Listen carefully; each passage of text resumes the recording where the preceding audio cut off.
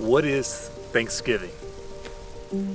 As far back as I can remember, Thanksgiving has always been this time of food, of time off, of time with family.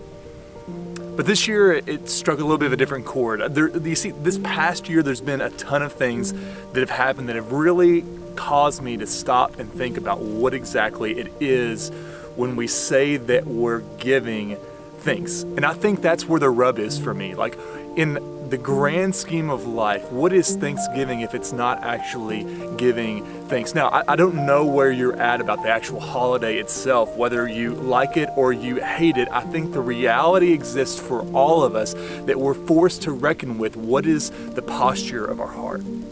Because you see, that's what Thanksgiving actually has to do with. Not the holiday, but the action. The act of giving thanks has everything to do with the posture of your heart and nothing to do with circumstance.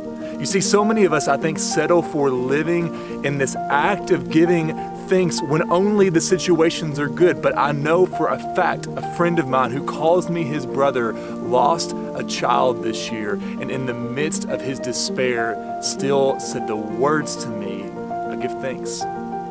See, he didn't say that he gave thanks because his child passed, but he said that he gave thanks because in the midst of his despair, God had not abandoned him.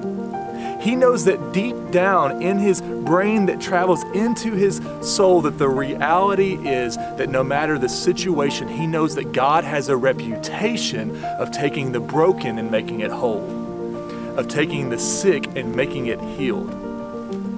You see, sometimes the reality is for all of us that situations aren't what cause us to be thankful, but rather it's looking death in the face, it's looking despair in the face and seeing once and for all it's a posture of our heart to give thanks in all things.